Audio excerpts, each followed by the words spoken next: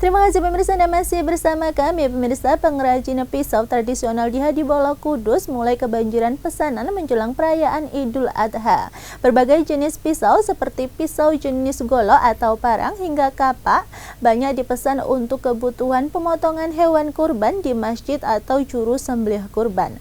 Meskipun Idul Adha tahun ini masih dalam pandemi COVID-19. Menjelang perayaan Idul Adha, di mana umat Muslim juga melakukan pemotongan hewan kurban, membawa berkah tersendiri bagi pengrajin pisau tradisional. Meskipun di tengah pandemi COVID-19, nyatanya tak mempengaruhi permintaan pisau yang justru meningkat signifikan dibanding tahun lalu.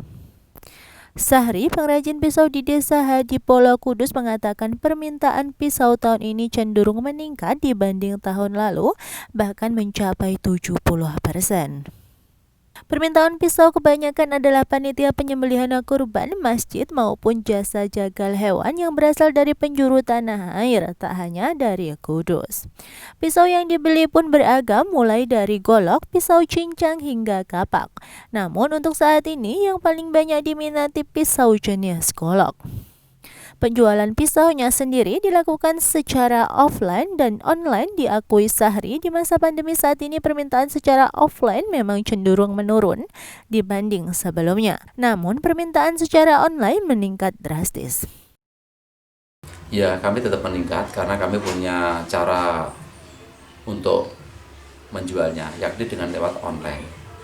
Karena orang-orang tidak berani untuk pergi ke pasar, pedagangnya pun tidak ke pasar, pembelian akhirnya yang terlaris adalah lewat online, di mana konsumen langsung membeli lewat online. Dibanding tahun lalu, Pak? Ya, meningkat lumayan lah, mungkin 70% bisa meningkat.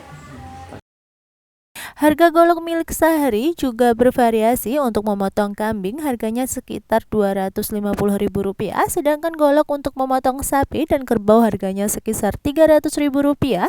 Kapak dijual Rp50.000 dan pisau baja kecil cincang dijual kisaran Rp25.000 per bijinya, tergantung jenis besi yang digunakan. Sukron Hamdani, Simpang 5 TV melaporkan.